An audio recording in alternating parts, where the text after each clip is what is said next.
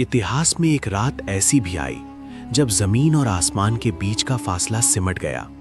एक इंसान ने वो मंजर देखा जो ना उससे पहले किसी ने देखा और ना उसके बाद।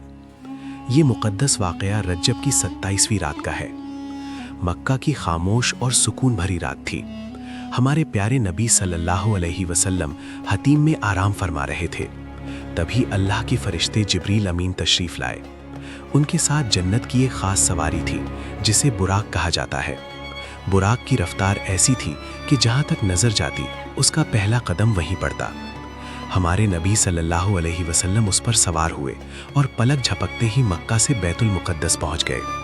वहां एक बहुत ही रूहानी मंजर मौजूद था। अल्लाह के तमाम पैगंबर वहां जमा थे। जब नमाज का वक्त आया तो जिब्रील अमीन ने हमारे नबी सल्लल्लाहु अलैहि वसल्लम को आगे बढ़ाया। आपने सभी नबियों की इमामत की। इससे ये साबित हो गया कि आप इमामुल अंबिया हैं, यानी तमाम नबियों के सरदार। इसके बाद मेराज का आसमानी सफर शुरू हुआ।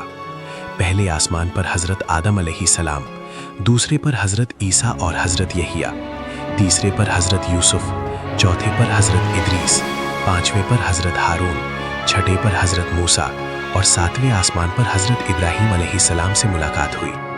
फिर आप उस मुकाम पर पहुंचे जिसे सिदरतुल मुंतहा कहा जाता है।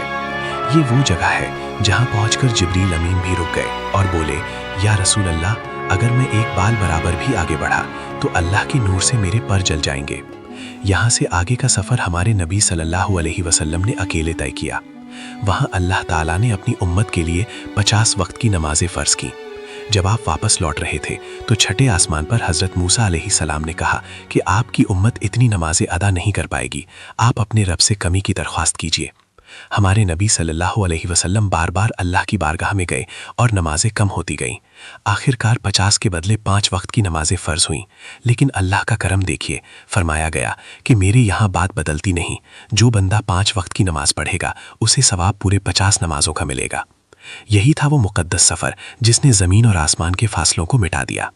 अल्लाह ने अपने महबूब सल्लल्लाहु अलैहि वसल्लम को बुलाकर हमें नमाज जैसा कीमती तोहफ़ा अता किया। अब सवाल ये है, क्या हम इस तोहफ़े की कदर करते हैं? अगर आपको भी मेराज के इस वाक़े से मोहब्बत है तो कमेंट में सुभान अल्लाह लिखें और ऐसी ही इस्लामिक कहानियों के लिए चैनल को अभी सब्सक्राइब करें।